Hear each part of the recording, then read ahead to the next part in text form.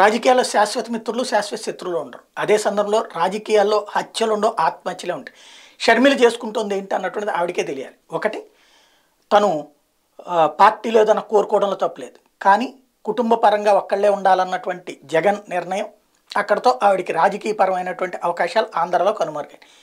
అక్కడ తర్వాతన అవసరమైతే ఆంధ్రలో పార్టీ అప్పుడే పెట్టుకుని ఉంటే అటు ఇటు తేలుండేది. తర్వాత తెలంగాణకి వెళ్ళారు, తెలంగాణ వైఎస్ఆర్టీపీ పార్టీ పెట్టారు, తల్లిని తన వెంట పట్టుకెళ్ళారు, అక్కడ అంతా తిరిగారు. అంతా అయిపోయిన తర్వాత పాదయాత్రలు చేశారు. అంతా అయిపోయిన తర్వాత కరెక్ట్గా ఎన్నికల టైంకి వచ్చేటప్పటికి తనని తాను చెడగొట్టుకున్నారు. చివరికి కాంగ్రెస్ పార్టీకి, ఏ కాంగ్రెస్ పార్టీని అయితే ద్వేషించి, ఏ కాంగ్రెస్ పార్టీ అయితే తమ కుటుంబంలో చిచ్చు పెట్టిందని చెప్పినటువంటి షర్మిల చివరికి అదే కాంగ్రెస్ పార్టీ గూటికి చేరడమే సగం మంది అభిమానులలో ఒక విరక్తి, నైరాశ్యాన్ని పెంచింది. ఆ తర్వాత ఆ కాంగ్రెస్ పార్టీ పొమ్మనమన్నా కాదు పొమ్మనమన్నా సరే అట్లాగే సాగటం, చివరికి మద్దతు ప్రకటించడం, తను పోటీ చేస్తానంటే మళ్ళీ మద్దతు ప్రకటించడం, ఇదొక ఆత్మహత్య సదృశ్యమైన అంశమైంది.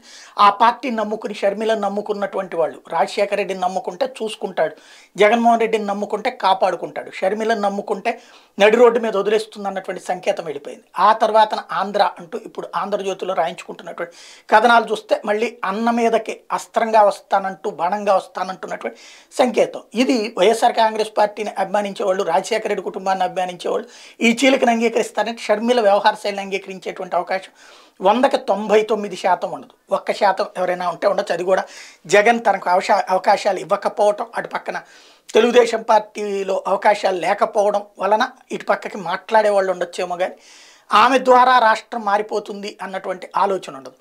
వస్తే ఇక్కడ ఇప్పుడు తెలంగాణలో ఇవాళ షర్మిల మళ్ళీ నేను అద్భుతాలు చేస్తానన్నా ఎవడు నమ్మడు, అయిపోయింది అక్కడ పరిస్థితి. ఇప్పుడు ఆంధ్రప్రదేశ్లో ఈ దఫా ఎన్నికల్లో ఒకవేళ కాంగ్రెస్ తరఫున ఏపీసీ చీఫ్ కానీ లేకపోతే ముఖ్యమంత్రి అభ్యర్థి కానీ పోటీ చేసి ఇక్కడ దెబ్బతిందంటే ఆవిడ శాశ్వత రాజకీయ సన్యాసం అవుతుంది. కేవలం ఒక కేఏ పాల్లాగానో లేకపోతే ఒక రఘురామకృష్ణరాజు పేపర్లకి, టీవీలకి, వ్యూస్కి పనికొస్తుంది తప్పించి పవర్ఫుల్ లీడర్ అవ్వదు. మరి ఆవిడ అడుగులు వేస్తున్నది రైటా రాంగ్ అన్నది తనకి తాను సమీక్షించుకుంటుందా లేదా అన్నది ఆమె తేల్చుకోవాలి.